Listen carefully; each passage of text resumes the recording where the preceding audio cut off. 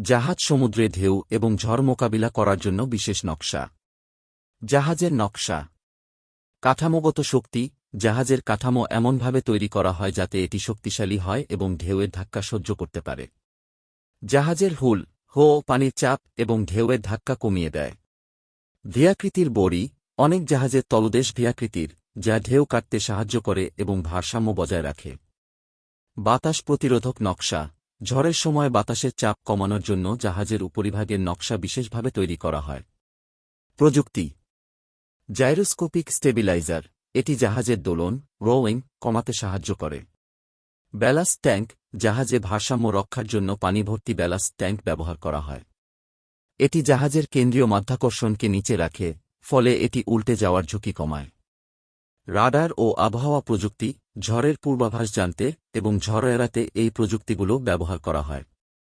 নাবিকদের কৌশল। ঝড়ের দিক এড়ানো। ঝড়ের দিকে সোজাসুজি না গিয়ে জাহাজকে ঢেউয়ের সাথে সামঞ্জস্য রেখে চালানো হয়।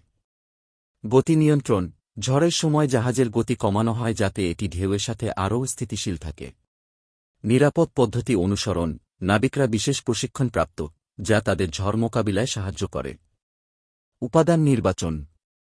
জাহাজ নির্মাণে স্টিল ও অ্যালুমিনিয়ামের মতো শক্তিশালী এবং টেকসই উপাদান ব্যবহার করা হয়, যা চাপ ও ধাক্কা সহ্য করতে পারে।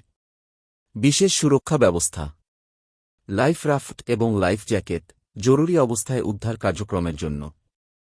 ডাবল হুল। কিছু জাহাজে ডাবল হুল ব্যবহৃত হয় যা বাড়তি সুরক্ষা দেয়। এই সমস্ত বিষয় একসাথে কাজ করে জাহাজকে ঢেউ এবং ঝড়ের মোকাবিলা করতে সক্ষম করে। তবে প্রচণ্ড ঝড়ের ক্ষেত্রে জাহাজ ক্ষতিগ্রস্ত হওয়ার ঝুঁকি থাকে, তাই নাবিকরা সেরা কৌশল অনুসরণ করেন। ভিডিওটি ভালো লাগলে আমাদের চ্যানেলটি সাবস্ক্রাইব করুন এবং সাপোর্ট করুন। নতুন নতুন কন্টেন্ট পেতে বেল আইকনটি চাপতে ভুলবেন না।